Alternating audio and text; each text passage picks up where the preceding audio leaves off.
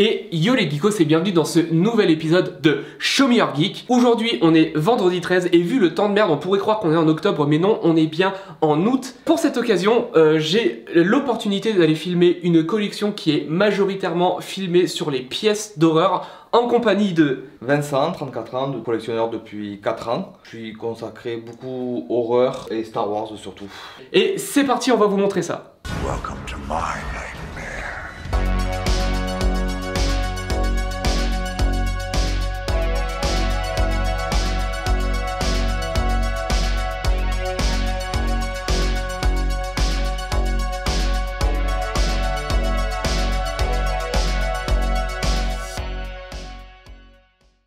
Alors, pour commencer cette collection, on va vous présenter d'abord une pièce que j'ai convoitée pendant plusieurs années. Le Batman de Iron Studio, qui est d'ailleurs la seule pièce qui est en rapport avec Batman ou les comics de manière générale dans ta collection. Oui, c'est la seule. Bah déjà parce qu'elle est mastoc. Le niveau détail, finition est magnifique. Et ça reste, voilà, comme tu disais, comique, film, mélange des deux. Donc même si pour moi le mieux c'est le 89 de Le Keaton, elle a un certain charme cette pièce. Iron Studio, ils sont pas du genre à avoir fait une gamme super large de Batman, mais celle-là vraiment en particulier, en plus c'est la Black Edition, elle existe en deux coloris. Vous avez le coloris gris et noir et celle-là c'est totalement noir. Celle-là elle tabasse avec la petite peinture du Joker dans le Bat Signal. Franchement c'est vraiment une pièce à posséder si on est fan de Batman.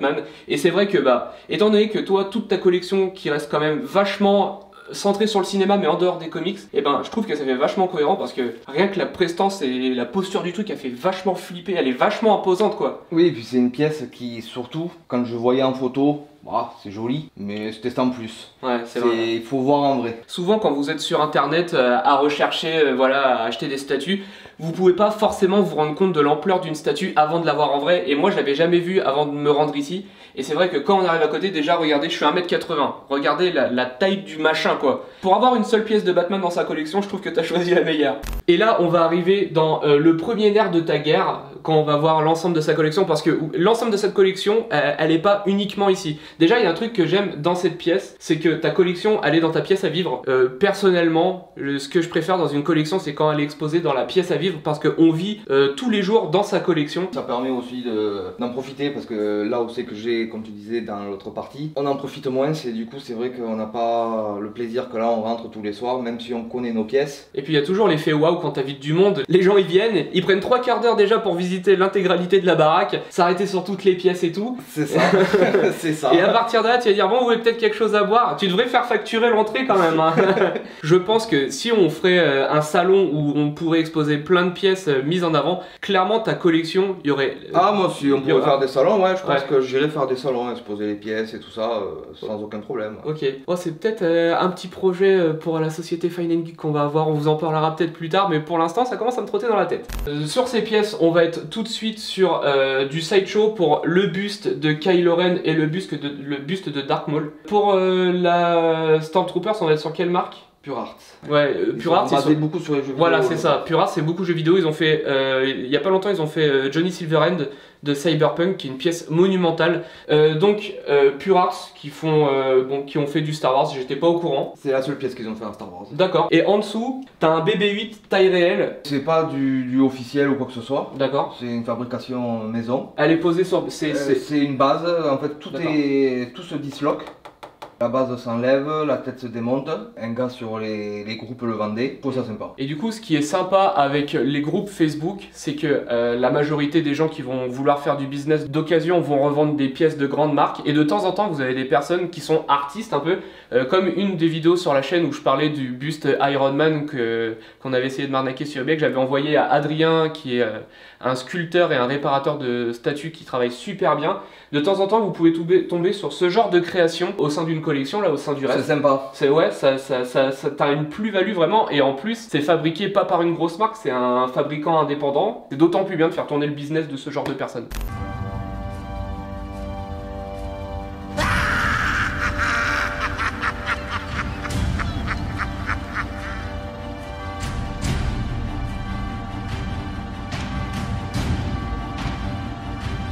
I'm vengeance.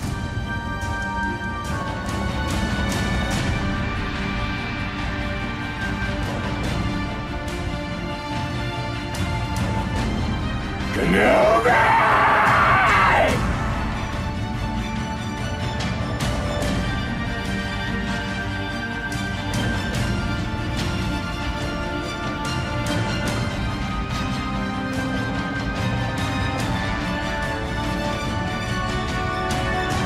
show you the dark side.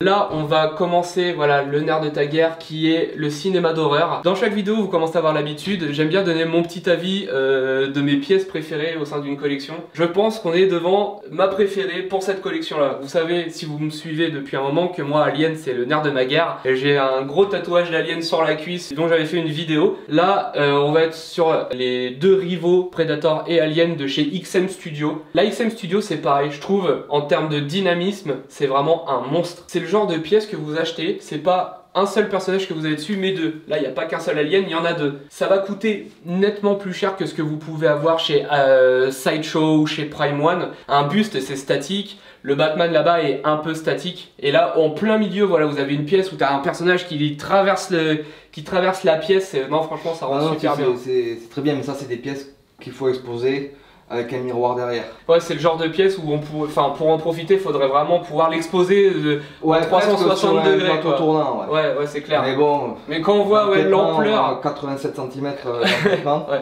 Quand on voit l'ampleur qu'elle fait, vous imaginez bien que de l'exposer sur un plateau tournant, faudrait qu'elle soit limite en milieu de pièce et pas contre un mur. Après, il y a juste un défaut sur cette pièce-là, c'est qu'il y a la deuxième tête, elle est dans le carton. Ils n'ont pas fait de support. Donc j'ai fait faire un support par Jean-Marc. Ouais, c'est le professeur Kelp, qu'on parle régulièrement sur les vidéos, qui fait un taf de ouf. D'ailleurs, n'hésitez pas à aller voir son travail. Il m'a fait un support adapté. Ouais. Et donc, ça, c'est le travail de professeur Kelp. Comme on vous l'a dit dans la vidéo de la collection du Seigneur des Anneaux, professeur Kelp, si vous cherchez quelqu'un pour réparer une statue ou pour vous faire une pièce à additionner à une statue déjà existante, c'est un sculpteur très talentueux qui va vous faire voilà ce genre de pièce comme on vous l'a expliqué. Le alien vient avec une deuxième tête et ce qui est chiant quand vous avez une tête supplémentaire, c'est que vous pouvez pas forcément l'exposer, donc vous la laissez un peu dans la boîte et c'est un peu dommage surtout pour le prix d'une pièce comme celle-là. Elle coûte combien celle-là Celle-là j'ai eu à 2005 d'occasion. 2005, ok. Donc voilà, quand vous achetez une pièce à plus de 1000 voire 2000 euros, c'est toujours bien de pouvoir exposer l'intégralité de la pièce, même avec les pièces additionnelles.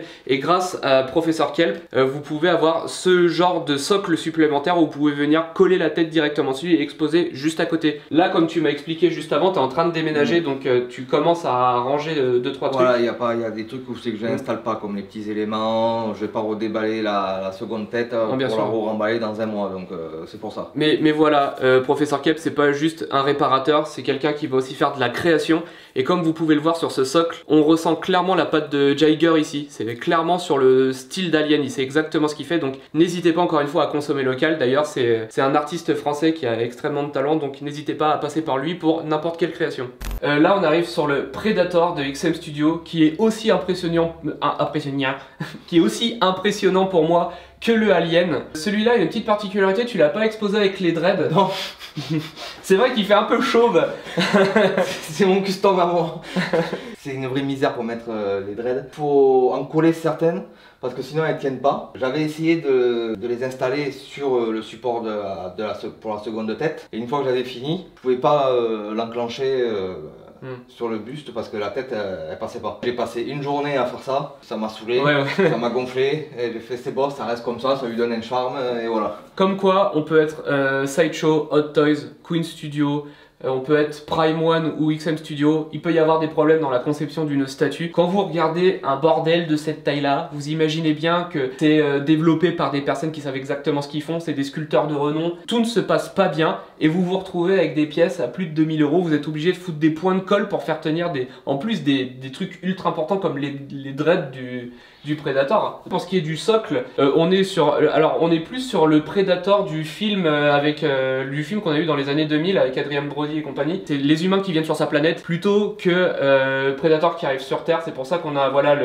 tous les crânes d'animaux. Ça a l'air d'être de tirer des derniers films plutôt que des films de base. Après, je saurais pas trop dire.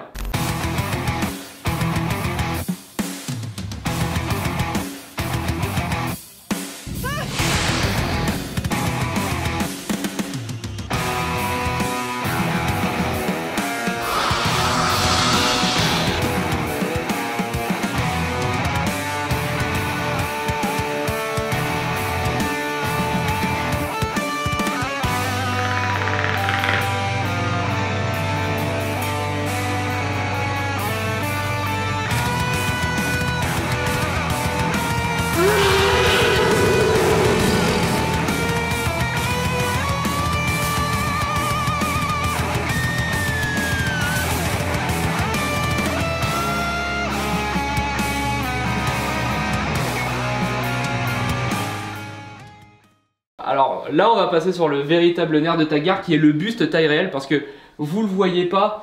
Il y en a un ici, et c'est le premier d'une longue série de quelque chose que vous ne voyez pas qui est de l'autre côté. Mais on va y venir. On commence avec cette première pièce d'une marque qu'on vous a pas encore présentée jusqu'à maintenant sur la chaîne YouTube et que je suis content de vous présenter. C'est une marque qui s'appelle Elite Creature et qui sont, comme son nom l'indique, spécialisé dans les monstres du cinéma. Les monstres ou les tueurs en série, enfin tous ces joyeux tarés qui foutent les gens en pièces. Alors d'ailleurs, voilà, on est vendredi 13 aujourd'hui, vendredi 13 août. Et ce serait un peu le non-anniversaire de Jason Voorhees aujourd'hui. On va vous présenter deux pièces que moi j'estime être les plus belles pièces de représentation de Jason Voorhees. Je suppose que si tu les as, c'est que t'es un grand fan toi aussi des vendredi 13 et compagnie. C'est un Graal quoi, je voulais à tout prix. Un peu déçu par rapport au masque. Un peu déçu parce que c'est pas le masque qui va en rapport. Mais après, voilà, il est très sympa. C'est sympa de l'exposer parce que Jason Voorhees, obligatoirement, on l'expose avec un masque. De toute façon, quand on pense à vendredi 13, on pense majoritairement à un masque avec une machette. Là ouais, le problème c'était pas ultra accurate et du coup t'en as deux. Non, et les deux ils sont fournis avec. Les deux sont fournis avec. Les deux masques de fournis avec. Et d'ailleurs c'est marrant parce que c'est un masque qui est clairement fait pour le buste. C'est clairement fait pour exposer avec le buste. Si on veut on peut porter. Ouais voilà, c'est ce que j'allais dire. En fait c'est rembourré. C'est rembourré un peu avec du mou et du coup ouais, ça peut vraiment être porté quoi. On peut régler les sangles et tout ça. Donc pour Halloween c'est bien. On peut se déguiser. On a déjà le masque. Tu pourrais le prendre avec toi sur ton dos et demander les bonbons. Aussi, ouais. Faut l'amortir le bordel, hein. Il coûte un sacré prix. Donc tu le prends sur le dos, tu vas encaisser les bonbons et tu revends les bonbons sur eBay. Merde. En termes de réalisation, c'est une tuerie. C'est une dinguerie. Ouais. C'est des vêtements en tissu. La majorité du temps sur les bustes taille réelle, tout est fait en résine. Elite Creature, la particularité qu'ils vont avoir et d'ailleurs la plus-value que j'estime qu'ils vont avoir, c'est le détail, le sens du détail.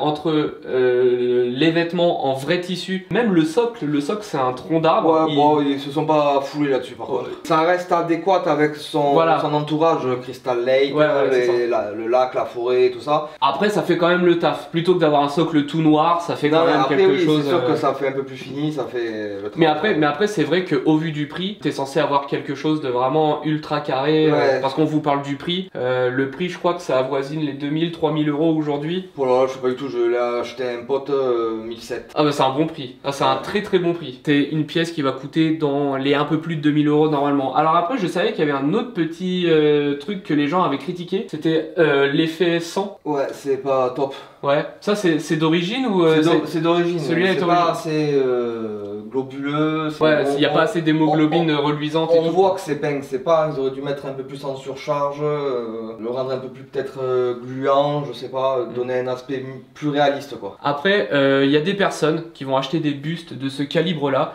et qui vont avoir les balls parce que clairement quand on sort sa petite palette de gouache et qu'on commence à vouloir foutre de la peinture sur des pièces à 3000 euros, faut avoir des sacrées paires de couilles quand même. Dans l'état, les yeux, je les trouve, enfin il a des yeux globuleux vraiment même merveilleux. On a envie de manger en tête à tête avec lui. L'intérêt de la statue repose sur le head sculpt. Il y a des cheveux à l'arrière qui sont implantés, bon ça fait un peu calvas à la Donald Trump.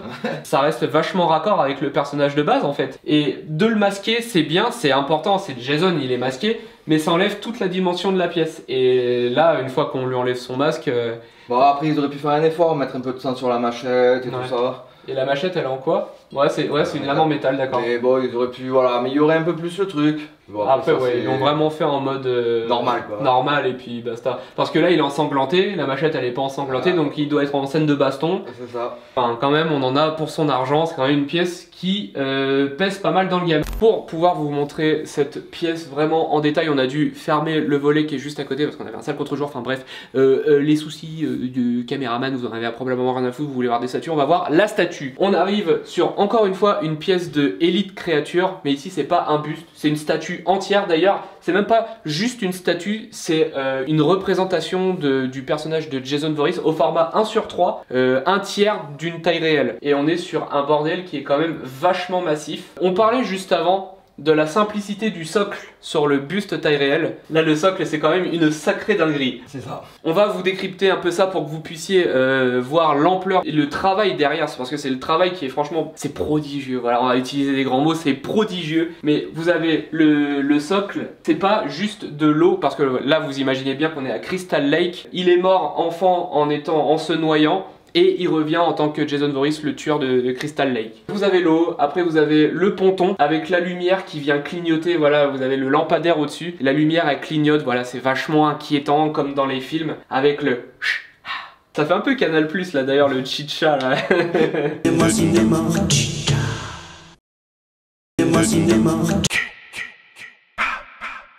Cette pièce-là, je trouve que ce que tu reprochais justement au buste, ils ont fait un effort un peu plus gros sur la statue. Alors cette statue, elle est passée aussi dans les mains de Professeur Kelp. Aussi celle-là, d'accord. Tout a été refait, l'électricité. La machette, il a mis du sang dessus. Ah, c'est pas d'origine. C'est pas d'origine. Je suis mauvaise langue. Heureusement que Professeur Kelp est dans le coin pour... Les gouttes de sang sur le ponton, sur la chaussure, un peu sur le pantalon. Il a poussé le détail avec la petite goutte qui tombe de la machette qui tombe sur l'eau. Il a refait le ponton aussi, il a redonné un goût un peu, une couleur un peu plus verdâtre, un peu plus moisi et tout ça. Là c'est vraiment la sublimée quoi. Ouais, c'est ça. Ouais, t'as une ligne écrite au stylo bic mais tu fais un joli point au stylo plume. C'est ça. Avec Elite Creature, vous avez à chaque fois un certificat d'authenticité et une petite carte avec la numérotation de la pièce qui est fournie. Ça c'est quelque chose de suffisamment cool pour le dire. Sur cette statue là on est sur numéro 138. 138 sur 513. 513 c'est pas beaucoup, c'est vraiment même très léger pour un tirage. Ce qui fait que, comme vous pouvez l'imaginer, cette statue... Ils ont encore moins de tirage pour certaines pièces. Ouais, y avait laquelle qui avait été tirée à 200 exemplaires. C'est le Blade là, de Trinity. Ouais, on va en venir après, J'adore les bustes taille réelle. Les bustes taille réelle dans une collection, ça ressort vraiment beaucoup et j'adore ça. Mais d'avoir une statue de cette ampleur là au 1 sur 3 comme le Batman, c'est le même format que le Batman. Ça c'est une pièce à avoir. On va passer de l'autre côté et là c'est quelque chose que je pense pas que vous imaginiez voir. Donc c'est parti, on fait demi-tour.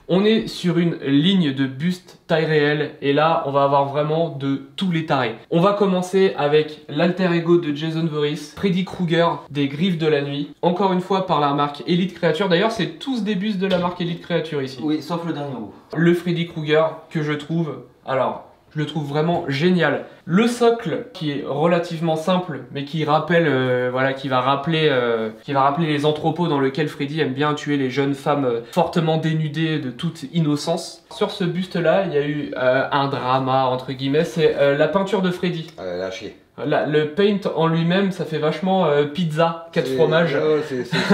C'est trop translucide. Ouais, un petit peu, ouais. Normalement, Freddy, il est brûlé à vif, et quand il revient sous cette forme-là, il est constamment brûlé à vif, comme si sa peau était gluante constamment. En fait, ça fait pizza 4 fromages, brûlé, séché. Ouais, c'est pas top. C'est le seul défaut que je reproche à ce buste. Ouais, mais parce que sinon, la pose, les vêtements, le chapeau, les yeux, il a les yeux exorbités avec les veines qui sont pétées dedans. Surtout qu'on retrouve bien l'acteur aussi. Robert Englund, ouais, qui est vraiment bien représenté. On le retrouve bien, quoi. T'as d'ailleurs un petit cadre avec Robert...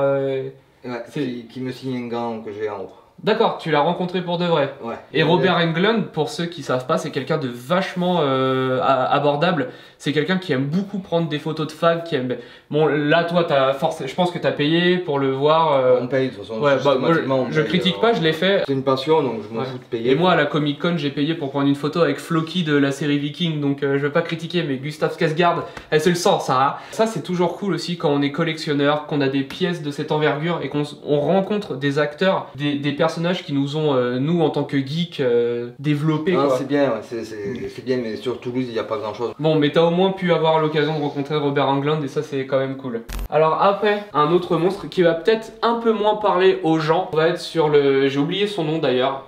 Drake. Oui, Drake, c'est ça. Qui va être le boss de fin de Blade Trinity. Je trouve que c'est un super méchant. Niveau look et tout, ils l'ont vachement bien fait. Après, Blade Trinity, personnellement... C'est pas le film qui a marché le plus. Ouais, et puis voilà, c'était les débuts de Ryan Reynolds et de Jessica Biel, qui, on sait pas pourquoi, a commencé à se lancer dans le film d'action. D'ailleurs, elle a arrêté très vite. Mais bon, on a quand même retrouvé Wesley Snipes qui excelle dans son rôle de Blade. En termes de réal, on va être sur une pièce qui est beaucoup plus dynamique que ce qu'on vous a montré. Voilà, mais Jason et Freddy, c'est des humanoïdes, c'est des humains. Là, on est vraiment sur un monstre, donc il va avoir la bouche qui s'ouvre comme Predator d'ailleurs. C'est un peu le même délire que Predator. Et celle-là, par contre, elle va être moulée exclusivement en résine, je crois. C'est ça, c'est que de la résine, à part la chaîne qui est à part. D'accord. Elle va avec le bus, mais elle n'est pas moulée dedans.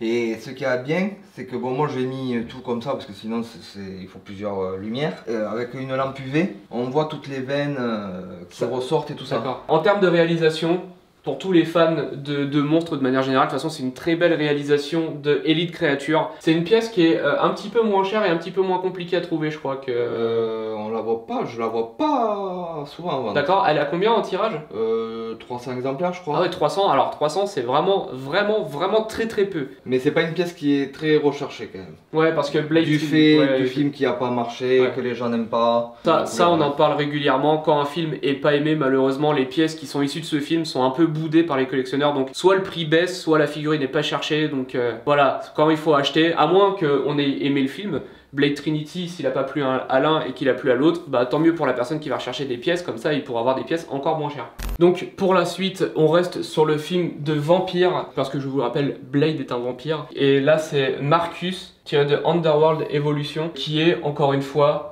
une super réalisation pour tous ceux qui sont fans de la saga. Comme pour le Drake, ça va être une pièce entièrement en résine. Il a vraiment le regard sombre, il a vraiment le regard noir comme s'il allait te manger là. Très belle pièce avec toutes les veines qui sortent comme s'il sortait de la salle et qu'il avait poussé. Non, il est très bien réussi et même la peinture, ouais, à dire. Ouais, c'est et vrai. puis elle est simple, même au niveau de la pose, c'est pose musée. C'est pose musée, mais elle a la même pose quand même. Et ça c'est une vieille pièce, je trouve, mine de rien. C'est une vieille pièce, ouais, qui est un peu boudée, je trouve. Ouais.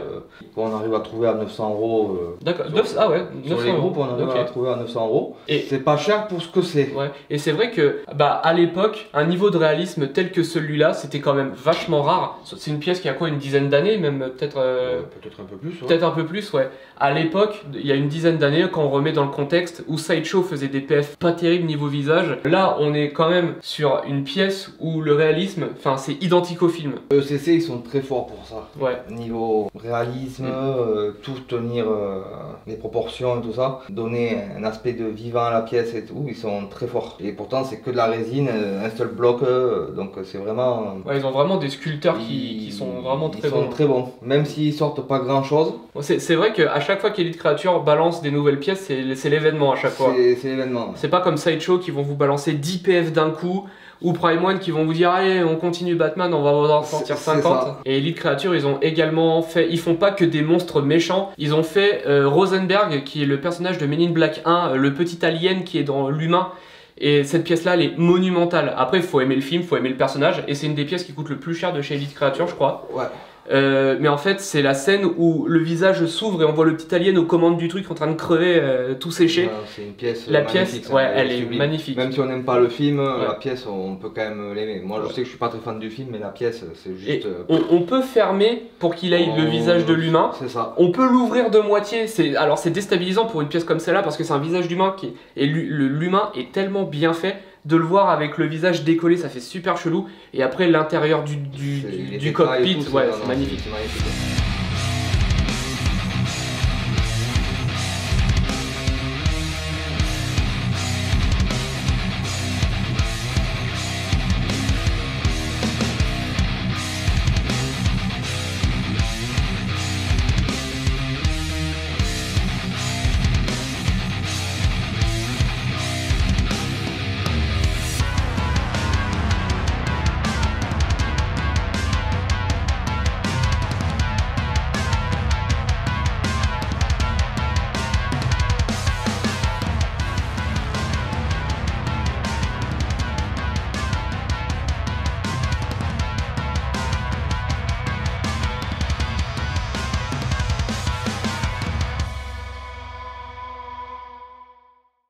On arrive sur le Reaper de Blade 2. D'ailleurs, c'est le premier film où on les découvre, je crois. Oui. Et alors, cette pièce-là, je crois que c'est une des pièces les plus recherchées de chez Elite Creature. C'est une pièce qui est adorée, je sais.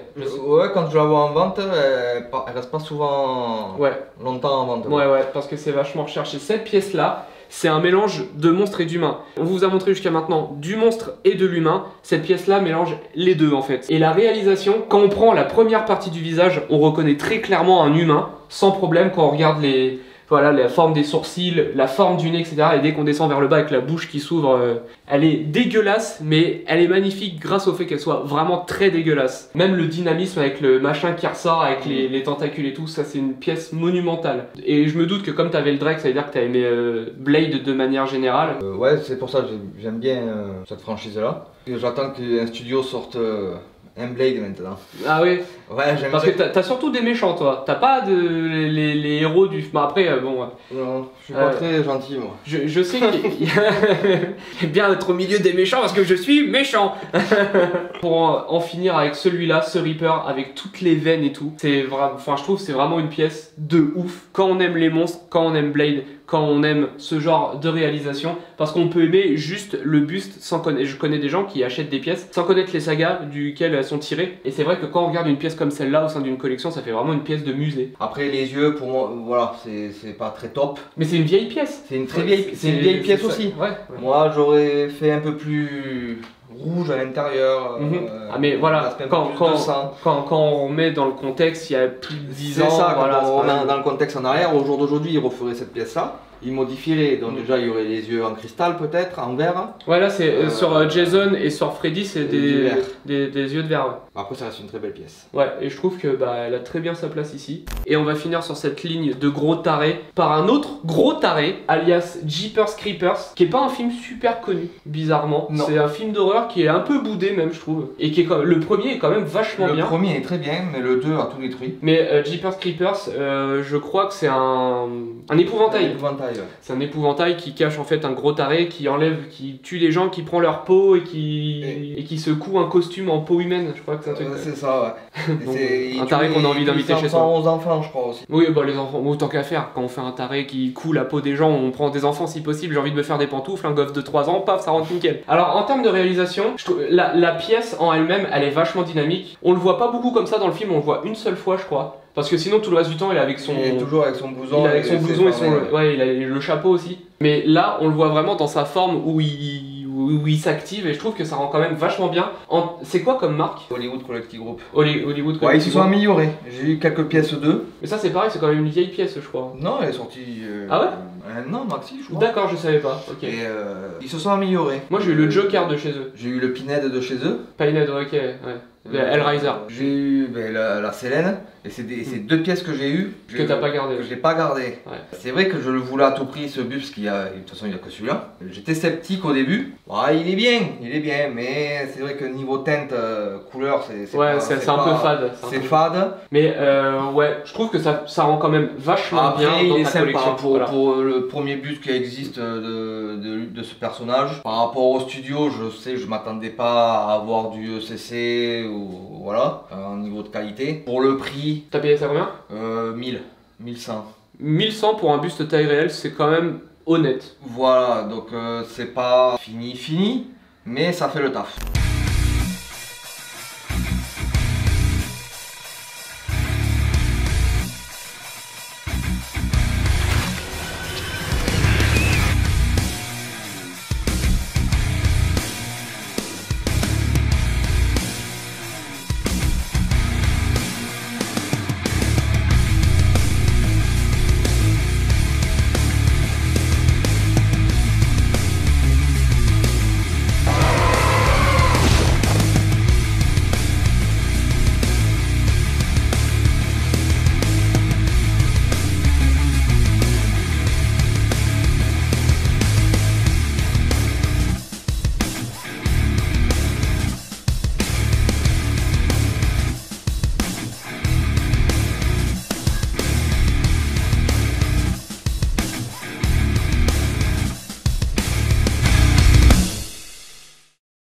pour finir sur cette pièce, parce que comme je vous l'ai dit, c'est pas la seule pièce, vous avez tous les bustes quasiment, sauf le Jason, qui sont sous des cloches que t'as fait faire par un vitrier random. Mon vitrier, ouais, classique. Ça coûte combien à faire une cloche comme celle-là, toi? 160 TTC. 160 TTC pour protéger des pièces qui valent 2000-3000 euros, je trouve que c'est pas déconnant. Ce qui est bien, c'est que ça protège de la poussière déjà d'une, ça protège de la lumière de temps en temps, ça dépend le verre que vous mettez sur vos cloches. Donc du coup, c'est bouclé pour cette pièce-là, il y a déjà énormément de choses. T'as une autre petite pièce que tous les fans de cinéma, tous les geeks aimeraient avoir. On va vous montrer ça tout de suite.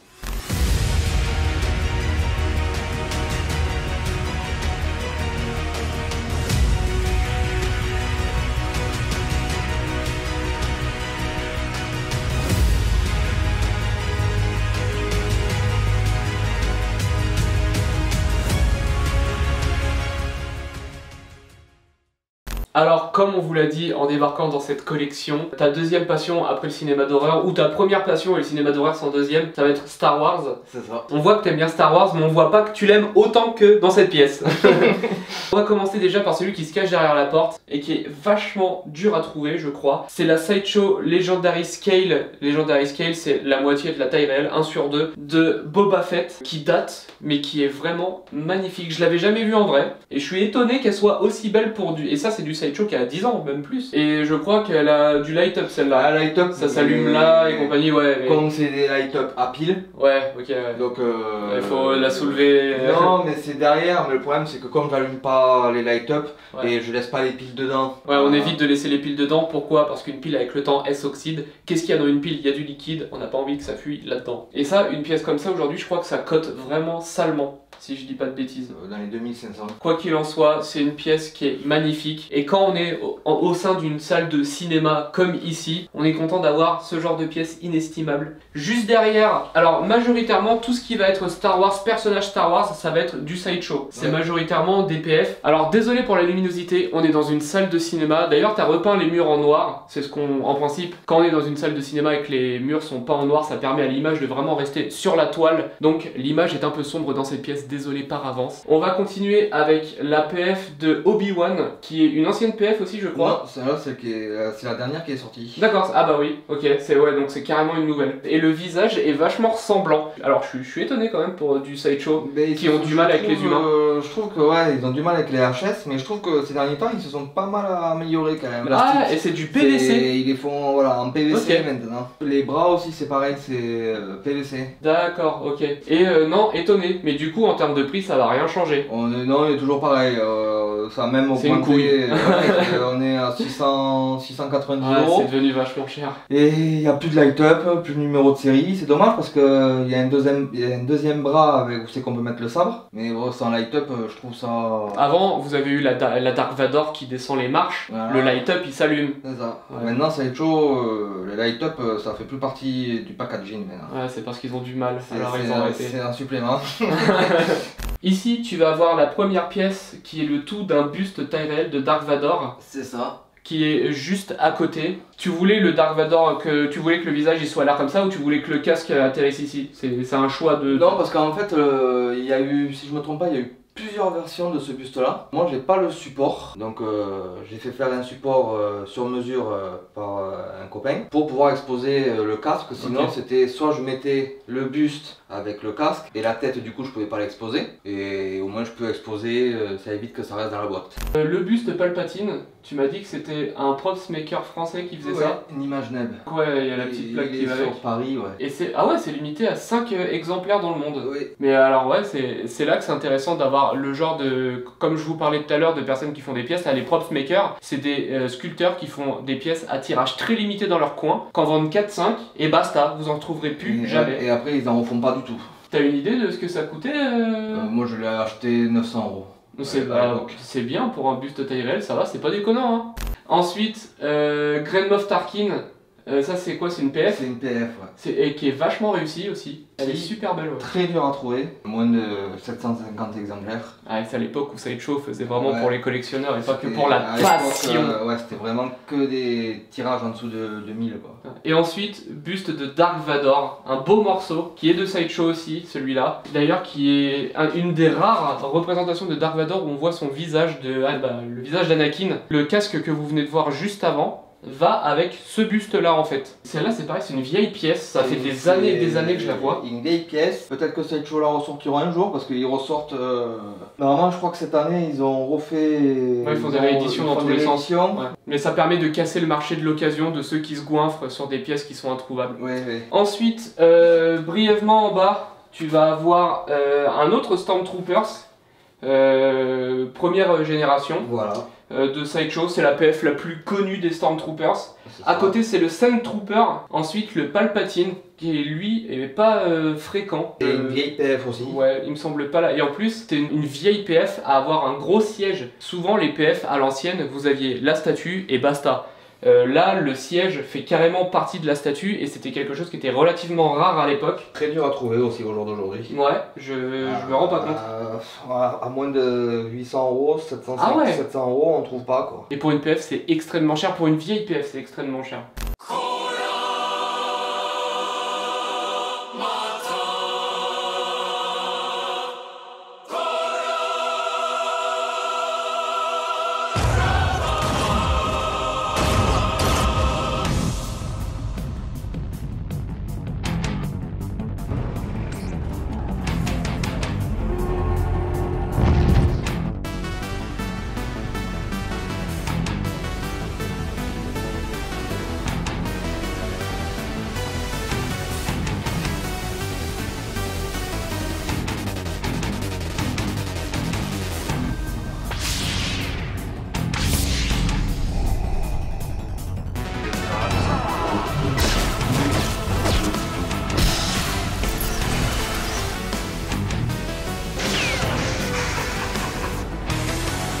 À genoux devant votre empereur.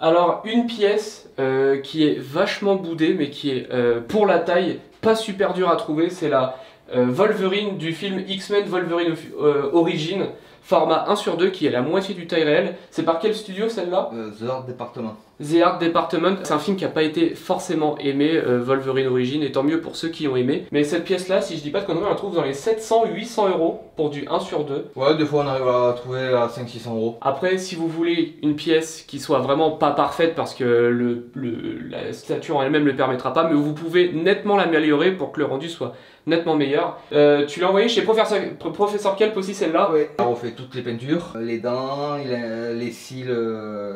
Si on regarde de il a près, implanté des cils. Il a implanté les cils, les lames, le veinage sur les mains, tout ça. Et le socle aussi, le sol, c'est Jérôme Ortebise qui a fait le sol. Parce qu'à la base, c'est un socle ovale. Ouais, c'est cool, tu vois, de connaître des gens qui travaillent des fois dans le milieu de autre chose que la figurine, même si je crois que Jérôme, c'est un collectionneur. Oui, c'est un collectionneur. Mais voilà, vous pouvez avoir des gens dans votre entourage qui travaillent le bois, le métal, etc., qui peuvent vous faire des pièces pour vous améliorer les statues et qui sont pas forcément dans le milieu de la figurine. Ensuite, on retourne une dernière fois sur les pièces de TPF de Star Wars.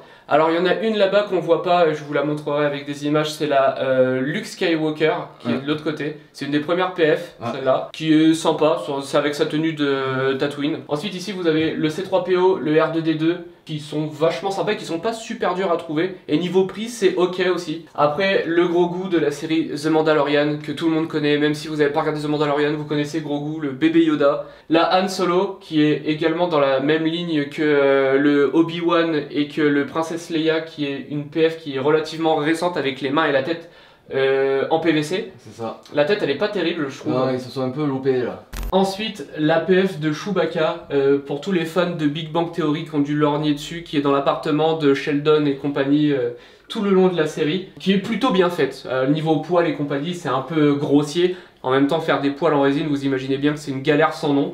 Après, en termes de scale, en termes de taille, Ça coordonne avec les personnages de taille humaine, il est au bon format. Des fois Sideshow ils ont ce problème là de respect du format, là ici c'est pas le cas, il fait clairement une tête et demie de plus que tout le monde. Et pour finir, la princesse Leia qui fait partie de cette nouvelle gamme de statues de chez Sideshow qui est vachement réussie. Donc encore une fois tête PVC, main PVC. Et pour tous les fans de Carrie Fisher qui nous a quittés maintenant il y a plusieurs années, ça commence à faire un petit moment, et ben c'est une pièce à avoir parce qu'elle est vraiment extrêmement ressemblante et ça fait plaisir pour du Sideshow d'avoir des pièces de cette qualité.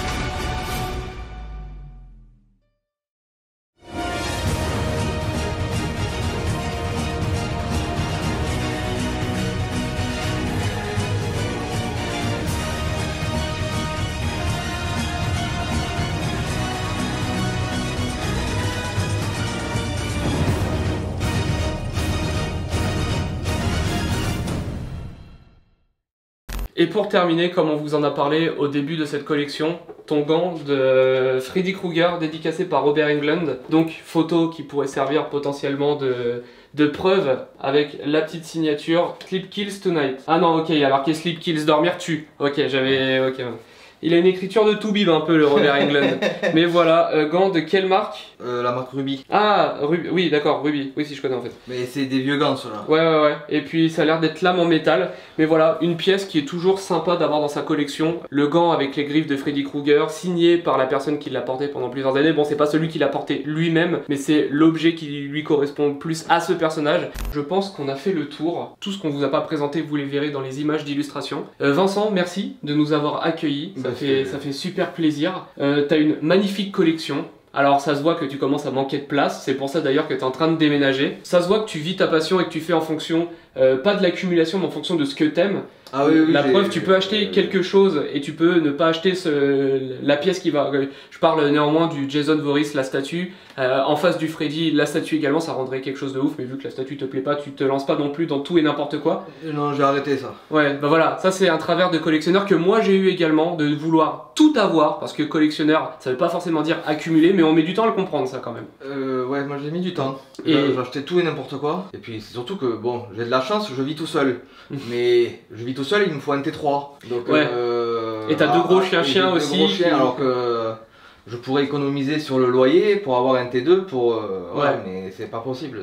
Mais bon, quand on vit sa collection comme tu la vis, voilà, faut pousser. C'est ça, le problème du collectionneur, pousser les murs. Quand on peut plus pousser les murs, on fait quoi? On rempile ses bagages et on se casse. Et c'est ça. Et ben, je te souhaite par la suite de trouver la maison qui te permettra de contenir la collection, ta collection telle qu'elle est en ce moment et de pouvoir l'agrandir encore plus. C'est surtout ça. J'espère que vous avez apprécié cette vidéo. N'oubliez pas qu'il y a d'autres visites de collection sur cette chaîne, il y a également des visites de boutique geek et ce que vous ne devez surtout pas oublier c'est d'aller vous inscrire sur le site fineandgeek.fr qui est le premier site de comparateur et référencement sur les thèmes de la pop culture, la culture geek et la culture manga. N'oubliez pas également de liker cette vidéo, de vous abonner, de supporter le travail, ça nous permettra d'aller plus loin, d'aller filmer de plus belles choses, enfin voilà, vous avez compris le bordel. Soutenez Fine and Geek, soutenez la chaîne YouTube, likez, partagez, abonnez-vous. On se retrouve dans une prochaine vidéo, en attendant on se retrouve sur le site fineandgeek.fr qui est le premier site de comparateur et référencement sur le thème de la pop culture, culture geek et la culture manga. Allez, salut!